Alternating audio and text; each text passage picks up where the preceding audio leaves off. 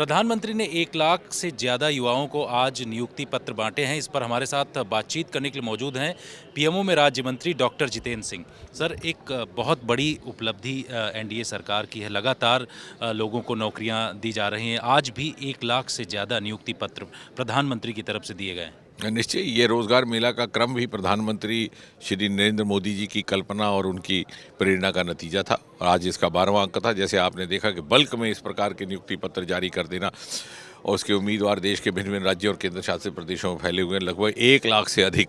और मुझे लगता है आज के रोजगार मेला की एक ये भी विशेषता थी कि एक भारी संख्या में लगभग 10,000 नियुक्तियाँ अनुसूचित जनजाति के बच्चों को की सुविधा के लिए स्थापित किए गए एकलव्य विद्यालयों में, एकलव्य स्कूलों में अध्यापकों को लेकर के थी।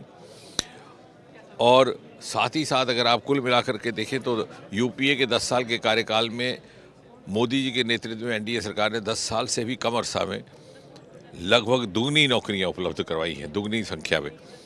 अगर आप स्टाफ सिलेक्शन कमीशन का देख लीजिए, जो एक प्रमुख रिक्रूटमेंट एजेंसी है, तो दुगने से भी अधिक संख्या में मोदी जी के कार्यकाल में नियुक्तियां हुई हैं। यदि आप बैकलॉग वैकेंसी देख लीजिए, जो शेड्यूल ट्राइब ओबीसी को लेकर के जो पद रिक्त रह जाते हैं उनको बैकलॉग कहा जाता है। वो पद सालों से खाली पड़े थे, उसमें लगभग 150% वृद्धि हुई है उनकी अपॉइंटमेंट्स में, उनकी नियुक्तियों में। और साथ ही साथ मुझे लग रहा है कि मोदी जी के कार्यकाल की ये भी विशेषता रही कि उन्होंने साथ ही साथ जहाँ एक और सरकारी नौकरियों में नियुक्तियों की गति बढ़ी, संख्या बढ़ी, प्रमोशंस कई साल नहीं हुआ करती थी। ऐसे हमारे सज्जन थे जिस पद पर नियुक्त होते वहीं से रिटायर हो जाते 25-30 साल, उसको भी बल्क प्रमोशन की गई। वहाँ दूसरी ओर सरकारी नौकरी के बाहर रोजगार के भी विकल्प पैदा किए और मोदी जी ने ही इस बात को लेकर के देशवासियों में जागरूकता पैदा की। लाल किले से उन्होंने आह्वान किया था स्टार्टअप इंडिया, और 350-400 से बढ़ करके हम 1.25 लाख 1.5 लाख पहुंच गए और स्टार्टअप्स की दुनिया में तीसरे दर्जे पर आन खड़े हुए।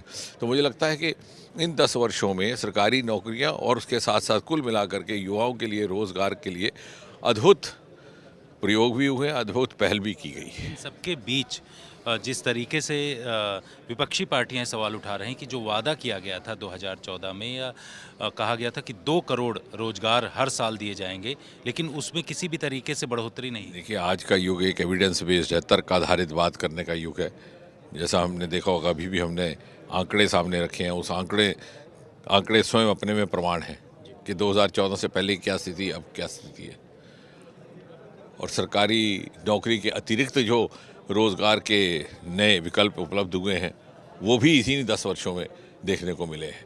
तो मुझे नहीं लगता कि कोई कुछ कह दे तो इतना आसान है उसको प्रमाणित करना, क्योंकि आंकड़े स्वयं अपने में प्रमाणित करते हैं। सर, कतर से एक बहुत बड़ी डिप्लोमेटिक जीत हुई है भारत की। कर रहे हैं वो।